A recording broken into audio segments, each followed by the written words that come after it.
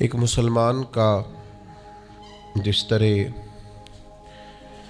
اللہ تبارک و تعالیٰ کے ساتھ ایک گہرا، مضبوط اور سب سے مستحکم رشتہ ہوتا ہے، اور جس طرح اس کا سب سے مضبوط اور مستحکم رشتہ نبی کریم صلی اللہ تعالیٰ علیہ وسلم کی عالی مرتبت بارگاہ کے ساتھ ہوتا ہے، ان مضبوط رشتوں کے ساتھ ساتھ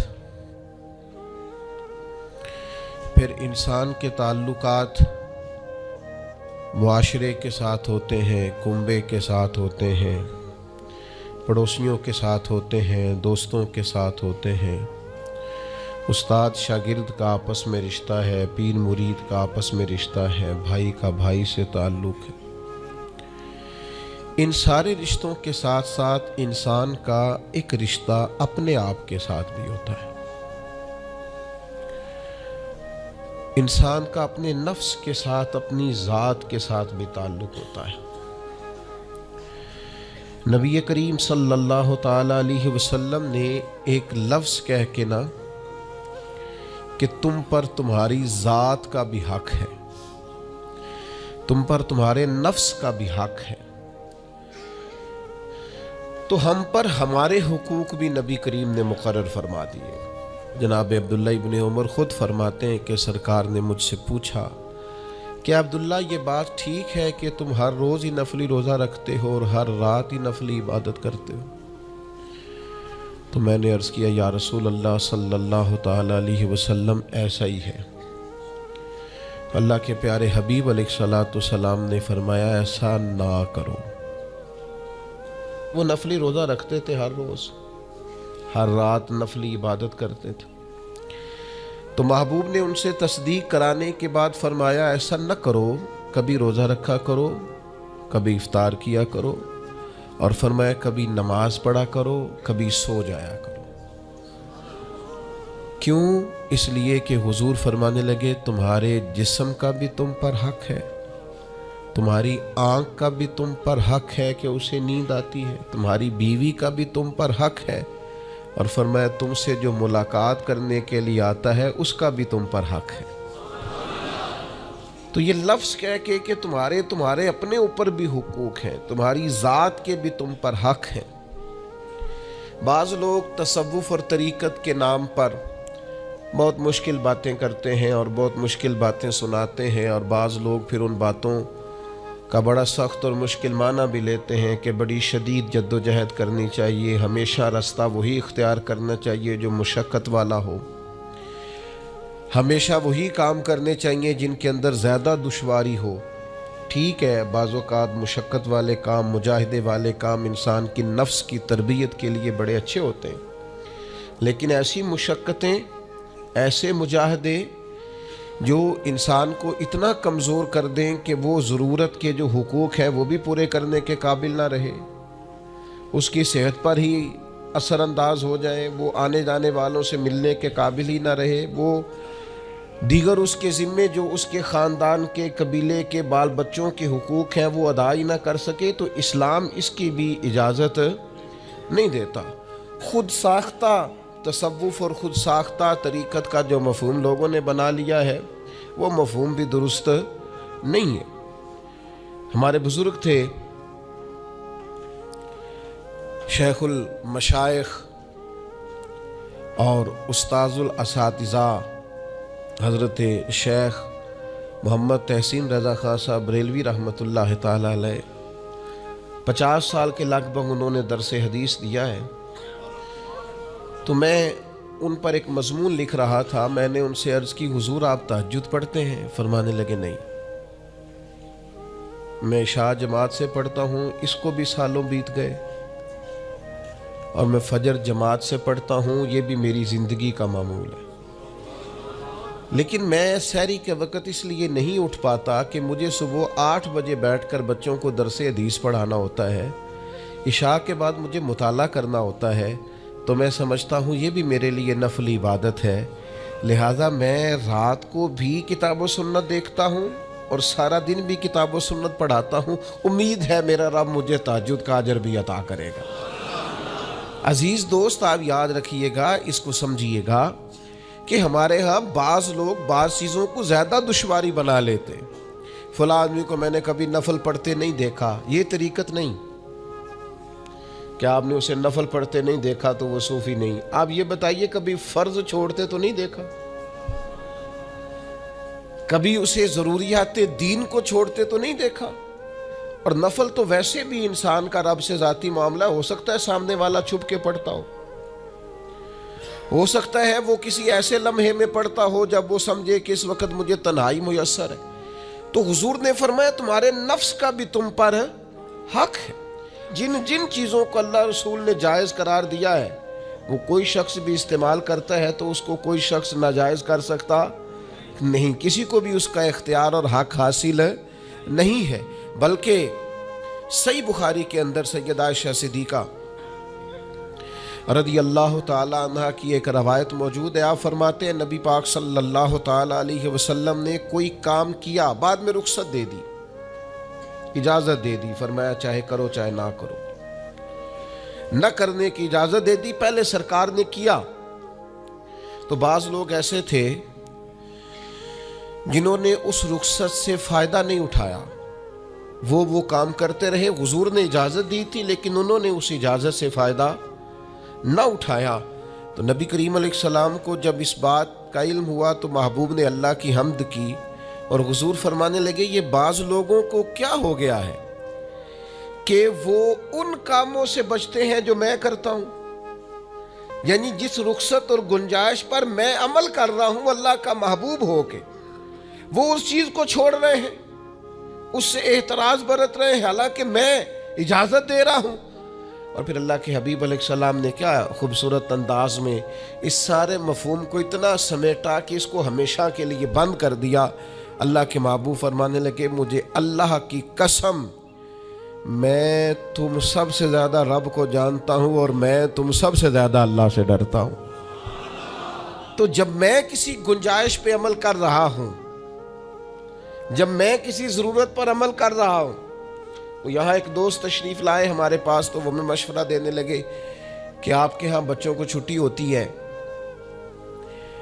تو وہ تقریباً 1.5 دن بنتا ہے، ظہر کی نماز کے بعد ہفتے کو وہ چلے جاتے ہیں اور اتوار کا سارا دن وہ چھٹی میں رہتے ہیں، تو یہ 1.5 دن پورا ان کا ضائع ہوتا ہے۔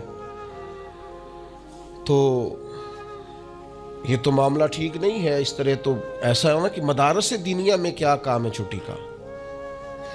تو میں نے ان سے کہا ہو سکتا ہے مدرسے کے طالب علموں کو بھی نیند آتی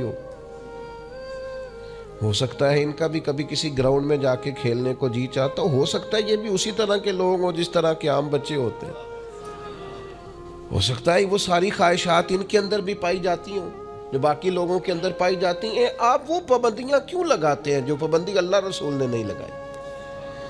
جس چیز کو شریعت نے بین نہیں کیا، ہم کون ہوتے ہیں اس کو بین کرنے والے؟ سمجھیں؟ ہاں ایک بات ضرور ہے، ہم اپنے وجود کے مالک نہیں ہیں، اس کا مالک اللہ ہے، وہ خالق ہے، ہم مخلوق ہیں، وہ معبود ہے، ہم اس کے عابد ہیں، وہ ہمارا مالک ہے۔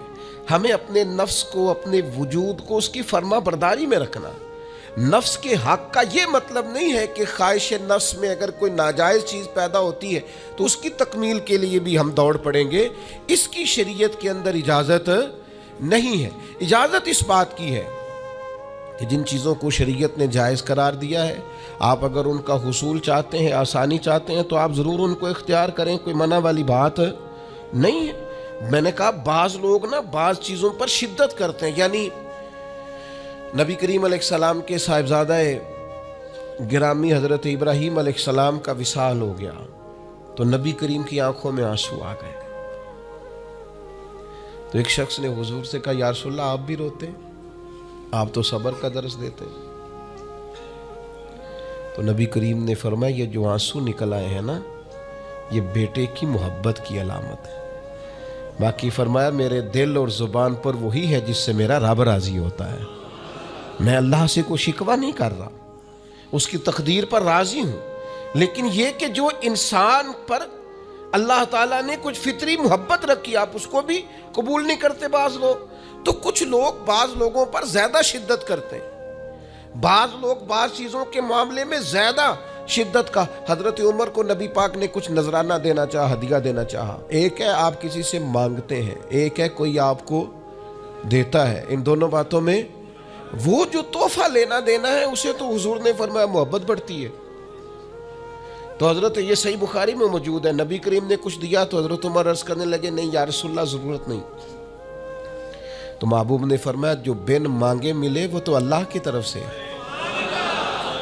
وہ ایک صاحب مجھے کہنے لگے فلاں صاحب کہتے ہیں ہم چندہ نہیں مانگتے. تو میں نے کہا وہ زیادہ نیک ہونا چاہتے ہیں, کوئی حرج والی بات نہیں.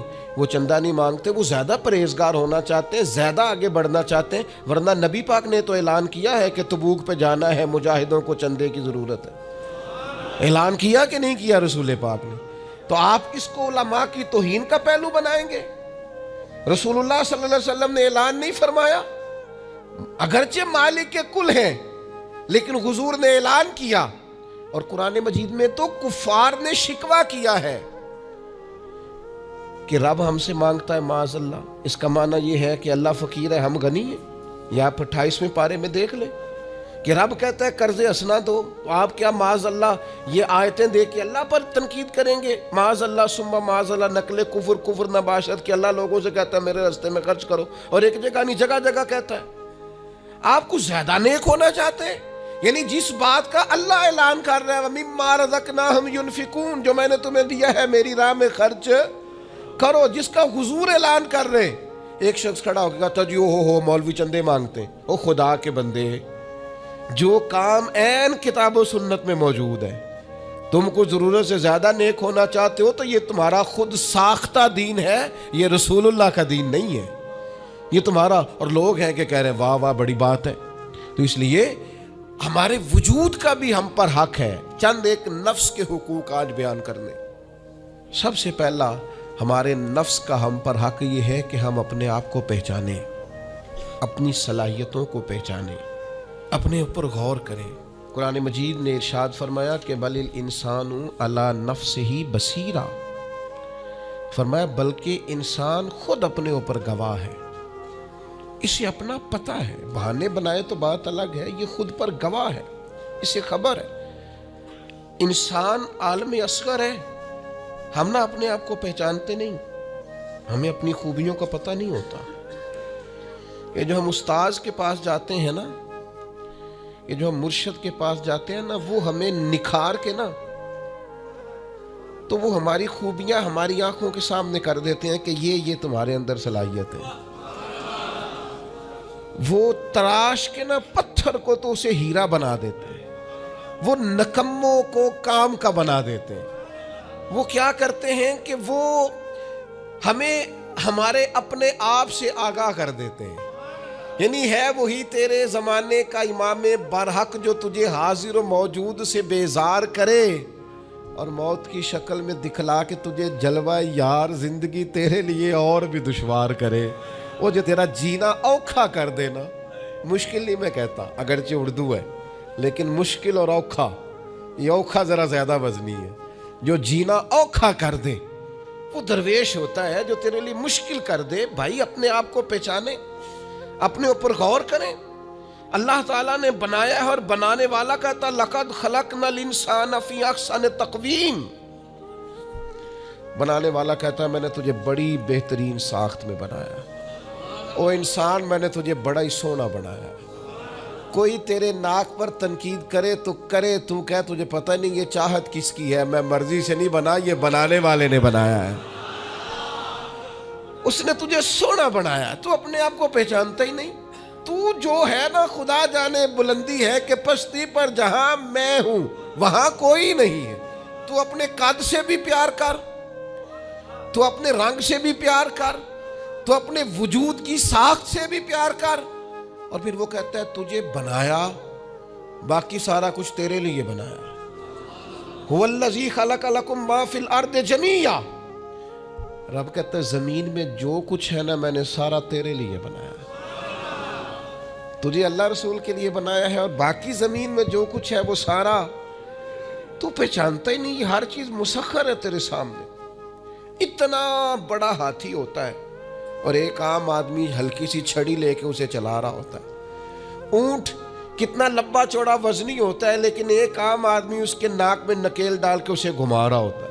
کتنی بڑی بھینس ہوتی ہے، لیکن چھوٹے سے بچے نے مہار پکڑی ہوئی ہوتی ہے۔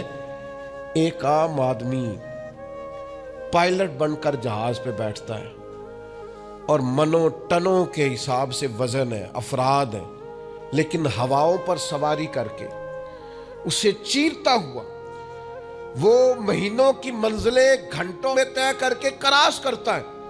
تسخیر کائنات کے لیے تجھے بنایا ہے، تو سو رہا ہے، تو جاگتا ہی نہیں، تو اپنے آپ کو پہچانتا ہی نہیں۔ اقبال سے کسی نے کہا میں رب تک جانا چاہتا ہوں، تو اقبال کہنے لگے عجب نہیں کہ خدا تک تیری رسائی ہو، پر تیری نظر سے تو پوشیدہ ہے آدمی کا مقام، تو بندے کے مقام کوئی نہیں سمجھ سکا ابھی تک۔ من عرف نفسہ فقد عرف ربا، درویش کہتے ہیں جو اپنے آپ کو پہچان گیا وہی تو اپنے رب کو پہچان گیا۔ اپنی قدر کو پہچانے، اپنی اہمیت کو پہچانے۔ آپ کے اندر بڑی صلاحیتیں پنہا ہیں، چھوٹی چھوٹی باتوں میں پریشان ہو گئے، کام نہیں ملتا، کاروبار نہیں چلتا، اور تیرے پاس بڑا کچھ ہے یار، کام نہیں بھی ملتا تو اگر وقتی طور پر کوئی حالات خراب ہے تو اپنا قد کاٹ تو دیکھ، اپنا حسن تو دیکھ، اپنی سوچ تو دیکھ، تفکرات تو دیکھ۔ تجھے بنانے والے نے کوئی کمی چھوڑی نہیں، اس نے کمال کر دیا ہے، قدرت نے رنگ بھر دی ہے تیرے وجود میں۔ کبھی تو اپنے رب کے شاہکار ہونے کی نظر سے اپنے آپ کو دیکھے، تجھے اپنے آپ سے پیار ہو جائے، تجھے اپنے آپ سے محبت ہو جائے۔ وہ میں کبھی تنقید کیا کرتا تھا کہ یہ جوان شیشوں اور آئینوں کے سامنے بڑی دیر تک کھڑے رہتے ہیں، تو ایک دن ایک سادے سے بزرگ مجھے کہنے لگے یہ جو آئینے کے سامنے کھڑا ہے نا، یہ بھی رب کی تخلیق کوئی دیکھ رہا ہے، یہ کہہ رہا ہے کریم نے کمال نہیں کر دیا مجھے بنانے والا، حد نہیں کر دی، کیا حسن کے جلوے، کیا خوبصورتی اور کیا نورانیت اس نے پیدا کی ہے انسانی، اور پھر یہ جو دیا بن مانگے دیا۔ ایک بات یہ کہ اپنے نفس کو پہچانے، اور دوسری بات یہ ہے کہ عزت نفس کا بھی خیال کریں، اپنے آپ کو رسوا نہ کریں۔ اللہ نے عزت دی ہے تو اپنے آپ کو ذلت کی جگہ پر کھڑا نہ کریں، تہمت والی جگہ پہ اپنے آپ کو کھڑا نہ کریں، کبھی بھی اپنے آپ کو اتنا کمزور نہ کریں۔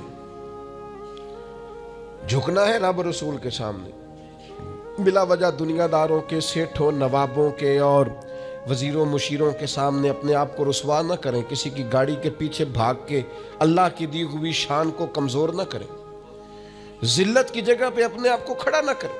شریعت اسلامیہ نے مومن کا وقار کیا بیان کیا ہے؟ رب کریم نے فرشتوں سے جب مشورہ کیا تھا نا بندہ بنانے کے لیے، انسان کی تخلیق کے لیے، تو وَإِذْ قَالَ رَبُّكَ لِلْمَلَائِكَةِ إِنِّي جَاعِلٌ فِي الْأَرْضِ خلیفہ، اللہ نے فرشتوں سے فرمایا میں زمین پہ اپنا نائب بنانا چاہتا ہوں۔ اوہو، کبھی آپ اس کو سمجھ جائے نا کہ یہ عزت کا تاج کیا ہے۔ رب کہتا ہے میں نے تجھے زمین پر اپنا خلیفہ بنایا ہے، تو نائب ہے میرا، اور کتنا تو پروقار ہے اور تو کتنا طاقتور ہے انسان، تیرے اندر کتنی صلاحیتیں ہیں۔ سورہ احزاب میں اللہ کریم فرماتے رب نے اپنی امانت زمین و آسمان پر رکھنی چاہیے تو زمین و آسمان نے انکار کر دیا اللہ کی امانت کو اٹھانے سے، وَحَمَلَهَا الْإِنسان، اور انسان نے اس امانت کو اٹھا لیا، کہا مالک میں تیری امانت اٹھاؤں گا، میں تیرا نام لے کے گلیوں میں گھوموں گا، میں تیری توحید کے ڈنکے بجاؤں گا۔ حضرت انسان نے کہا میں تیرے نام کے نعرے لگاؤں گا، میں تیری عبادت کروں گا، میں تیرے لیے نکلوں گا، میں تیرے لیے خیرات کروں گا، میں تیرے رستے میں اپنی صلاحیت۔ وَحَمَلَهَا الْإِنسان، انسان نے امانت اٹھائی اور کہا مالک میں نکلوں گا تیرے نام کی سربلندی کے لیے، میں تیرے نام پر جہاد کروں گا، اگر جان دینی پڑی تو دعائیں مانگ مانگ کے کہوں گا مالک میں تیرے رستے میں شہید ہونا چاہتا ہوں۔ اللہ کی امانت کو حضرت انسان کیوں اپنے آپ کو رسوائی والی جگہ پہ کھڑا کرے، کیوں کمزور کرے؟ بہت پہلے کہا تھا، فقیر آدمی ہوں، جو باتیں کہتا ہوں کوشش کرتا ہوں سوچ سمجھ کے کہوں۔ بہت پہلے کہا تھا میں نے کہ جو اپنی برادری کو بڑا جانتا ہے اس کی زیادتی نہیں، زیادتی اس کی ہے جو اپنی برادری کو سب سے چھوٹا جانتا ہے. تو بڑا نالائق ہے، تو کہتا ہے میں چھوٹی برادری میں پیدا ہوا ہوں. تو مرضی سے پیدا ہوا ہے، یہاں تجھے تیرے رب نے پیدا کیا ہے. جو ماں تیرے، میں نے ایک دفعہ کہا کچھ دوستوں سے، کہنے لگے کدھر جا رہے ہیں؟ میں نے کہا اپنے والد صاحب کے مزار پہ. کہنے لگے پیر تھے؟ میں نے کہا نہیں. عالم تھے؟ میں نے کہا نہیں. کسی بہت بڑے ادارے میں کسی صدر نشین کی سیٹ پہ بیٹھتے تھے؟ میں نے کہا نہیں. وہ ٹریکٹر پر بیٹھ کر کھیتوں میں ہل چلاتے تھے، شام کو بھینسوں کا دودھ دھوتے تھے. وہ کسان تھے، وہ محنت کرتے تھے. پھر وہ تاجر تھے، چھوٹی سی تجارت کرتے تھے. لیکن مجھے اگر کوئی کائنات میں پوچھے گا نا خوش نصیب کتنے ہو، تو میں کہوں گا میں نے اس طرح کا باپ نہیں دیکھا جس طرح کا اپنا باپ دیکھا. اس لیے کہ میری شخصیت میں اگر کوئی نکھار ہے تو سب سے زیادہ رنگ میرے ابا جی کے بھرے ہوئے. تو میں کیسے انکار کروں؟ سب سے زیادہ ان کے دیے ہوئے رنگ ہیں شخصیت کے اندر، ماں باپ کے. او بھائیوں، ناز کے ساتھ زندگی گزاری جاتی ہے. کبھی اپنے آپ کو رسوائی والی جگہ پہ کھڑا نہ کریں، کبھی اپنے آپ کو کمزور نہ کریں. مضبوط رہیں، طاقتور رہیں. اور تیسری بات، ایک تو اپنے نفس کو پہچاننا ہے، دوسرا اپنی عزت کرنی ہے. کس کی عزت کرنی ہے؟ اپنی عزت کرنی. تکبر نہیں کرنا، اپنی عزت کرنی ہے. عربی کے کسی شاعر نے کہا تھا جو اپنی عزت نہیں نہ کرتا اس کی عزت بھی کوئی نہیں کرتا. اب وہ آپ نے ایک عام محاورہ سنا ہوگا، اپنی عزت بندے کے اپنے ہاتھ میں ہوتی ہے. اس کا معنی کیا ہے؟ آپ کبھی بھی کوئی ایسا کام نہ کریں جس سے آپ کی ذلت ہو. آپ اپنی عزت کریں، آپ اپنی تکریم کریں، آپ اپنے وقار کو بلند رکھیں. آپ کبھی بھی اپنے لہجے کو، معیار کو کمزور نہ ہونے دیں. آپ فکری توانائی کا ہمیشہ مظاہرہ کریں، طاقتور رہیں، کمزور نہ پڑے کبھی بھی. اور تیسرا یہ ہے کہ اپنے نفس کی تربیت کریں. جس طرح انسان اپنے وجود کی نشو و نما کرتا ہے نا، وہ کہتا ہے یہ کھاؤں گا تو طاقت ہوگی، یہ کھاؤں گا تو بیمار ہوں گا، یہ کھاؤں گا تو میں فریش رہوں گا، یہ کھانے سے میری طبیعت میں درد ہوگی. اسی طرح وہ اپنی تربیت کرے، اپنی نشو و نما کرے، اپنی روحانی تربیت پر توجہ دے. وہ دیکھے یہ کام کرنے سے میری طبیعت گناہ کی طرف مائل ہوتی ہے، اس بری صحبت میں بیٹھنے سے میرے اندر بعض بری چیزیں آتی ہیں، اس کے پاس بیٹھنے سے سوچے میری گدلی میلی کچیلی ہوتی، اور اس شخص کی صحبت جو ہے وہ مجھے تازہ کرتی ہے، اللہ کے قریب کرتی. تربیت نفس پر توجہ دیں، اپنی باطنی کیفیات کو ملاحظہ کریں. اپنی تربیت سب سے زیادہ انسان خود کر سکتا ہے. بل الانسان علی نفسہ بصیرہ. انسان خود اپنے اوپر گواہ ہے.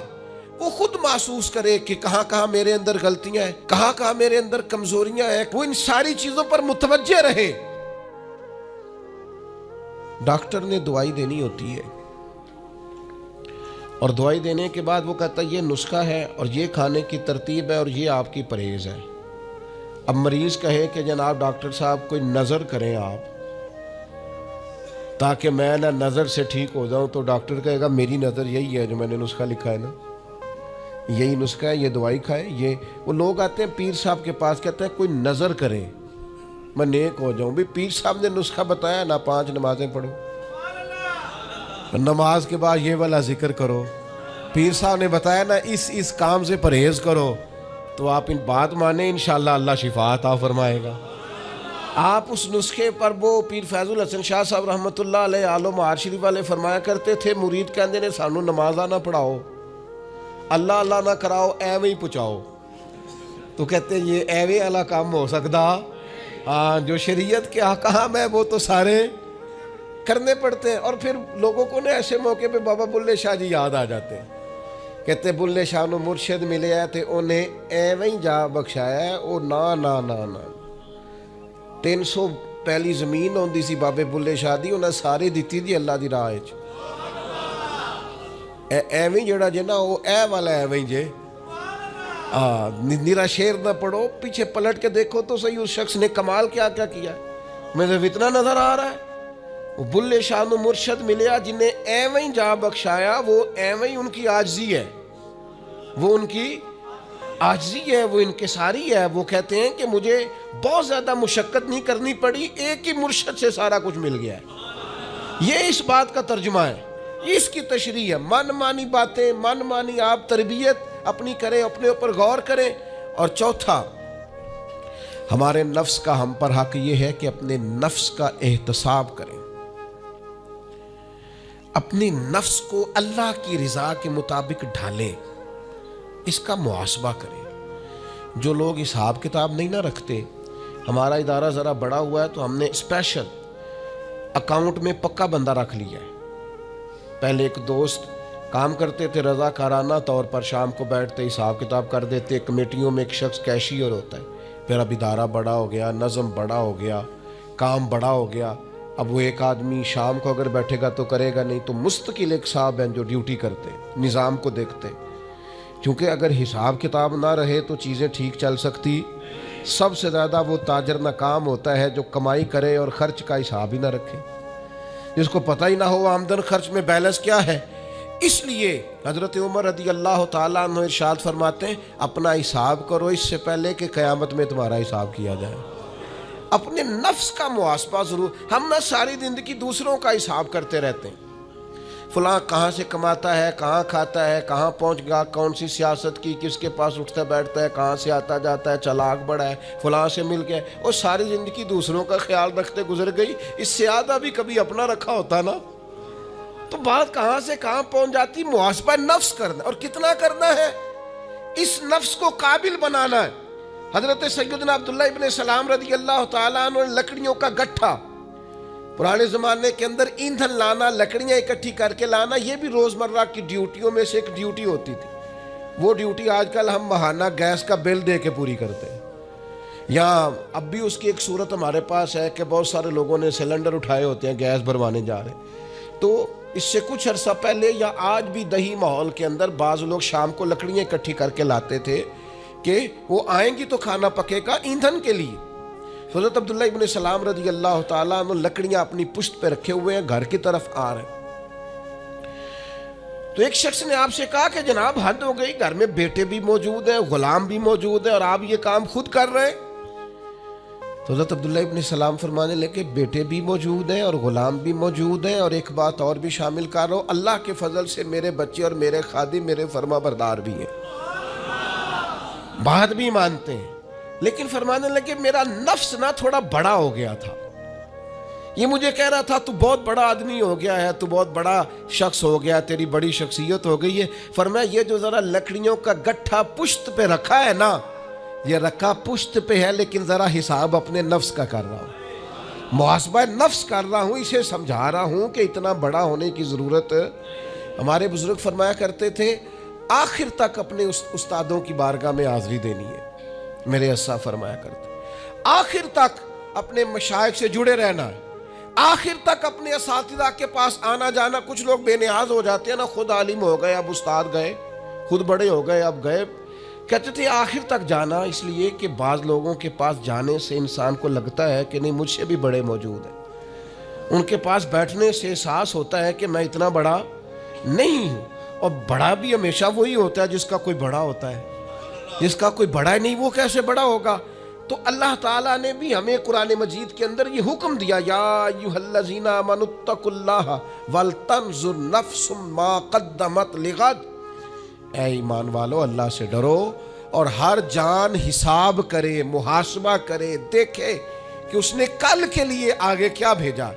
کل کے لیے اس اپنا حساب کرنا ہے, محاسبہ نفس کرنا. یہ نفس کا حق ہے. جس طرح کپڑے میلے ہو جاتے ہیں تو آپ پریشان ہوتی ہیں کہ یار یہ میلے ہو گئے بدلنے چاہیے. جوتے ٹوٹ جاتے ہیں تو آپ خیال کرتے ہیں یار مجھے آنا جانا ہوتا ہے, یہ مجھے ٹھیک کرنے چاہیے. تو نفس پر میل کچیل چڑھ جاتی ہے, لوگ حساب ہی نہیں کرتے. باطن سارا گدلا ہو جاتا ہے, لوگ حساب ہی نہیں کرتے. اندر سارا کمزور ہو جاتا ہے, حساب ہی نہیں کرتے. اس نفس کا حساب کرنا ہے, محاسبہ کرنا ہے. اس کا بھی حق ہے. جس طرح آپ کے جسم کا حق ہے کہ لباس ٹھیک ہو, جوتے ٹھیک ہوں, آپ نے غسل کیا ہوا ہو, اس طرح آپ کے نفس کا بھی حق ہے. اس کا حق کیا ہے کہ اسے اتنا ٹھیک کر دے, اتنا محاسبہ کریں, اتنی اس کی عادات بہتر کریں کہ وہ رب کی رضا کے مطابق ڈھل جائے, اللہ رسول کی رضا کے مطابق دھل جائے, نکھر جائے, صاف ہو جائے. اس طرح کا ہو جائے کہ جب دنیا سے جانے لگے تو آواز آئے, یا ایتھا النفس المطمئنہ, اے نفس مطمئنہ ارجعی الی ربک راضیۃ مرضیہ، لوٹ اپنے رب کی طرف، تو اپنے رب سے راضی ہے اور تیرا رب تجھ سے راضی ہے۔ اس نفس کو اللہ کی رضا کے مطابق ڈھال دیں۔ حضرت ابراہیم ابن ادم رحمۃ اللہ علیہ ایک دن مریدوں کے بیچ بیٹھے ہوئے تھے، فرمانے لگے دنیا میں جو کچھ ہوتا ہے میری مرضی سے ہوتا ہے۔ تو سارے مرید آپ کی طرح کے عقیدت مند تو نہیں نہ ہوتے چپ کر کے سن لیں، کچھ سوچتے بھی ہیں، ان کا دماغ فوری طور پر تنقید کی طرف بھی مائل ہوتا ہے۔ جب آپ نے فرمایا کہ دنیا میں جو کچھ ہو رہا ہے میری مرضی سے ہو رہا ہے، تو کچھ لوگ جو تھے ان کی آنکھیں بتاتی تھیں کہ سوال فوری طور پر آ گیا ہے، ذہنوں کو پریشان کر رہا ہے۔ تو ایک صاحب نے کہہ لیا حضور یہ بڑا دعویٰ ہی نہیں، دنیا میں جو ہو رہا ہے میری مرضی سے ہو رہا ہے۔ فرمانے لگے اصل بات نہیں نا، تم نے آگے پوچھا ہی نہیں، میں بتانے لگا تھا، تم پر کچھ لوگ پریشان جلدی ہو جاتے، اگلا صفحہ پڑھتے نہیں پچھلے پہ ہی پریشان ہو جاتے۔ کہا دنیا میں جو کچھ ہو رہا ہے میری مرضی سے ہو رہا ہے، اور میری مرضی وہی ہے جو میرے رب کریم کی مرضی ہے۔ میں نے اپنی مرضی اللہ کی مرضی میں فنا کر دی ہے، لہذا جو کچھ بھی ہو رہا ہے چونکہ میری مرضی وہی ہے جو میرے یا ایتھا النفس المطمئنہ ارجعی الی ربک راضیۃ مرضیہ، اے نفس مطمئنہ لوٹ اپنے رب کی طرف، وہ تجھ سے راضی ہے، اور تو فادخلی فی عبادی، آجا میرے خاص بندوں میں داخل ہو، وادخلی جنتی، آنا میں نے تیرے لیے جنت تیار کی ہے، میری جنت میں داخل ہو۔ لیکن کیا کرنا ہے؟ نفس مطمئنہ، کون سا؟ ایسا نفس تیار کرنا ہے جو اللہ سے راضی ہو اور اللہ اس سے راضی ہو۔ اس کا محاسبہ کر کے اس طرح کا بنا لیں کہ یہ اس طرح کا ہو جائے کہ جس طرح اللہ اس سے راضی ہے اور یہ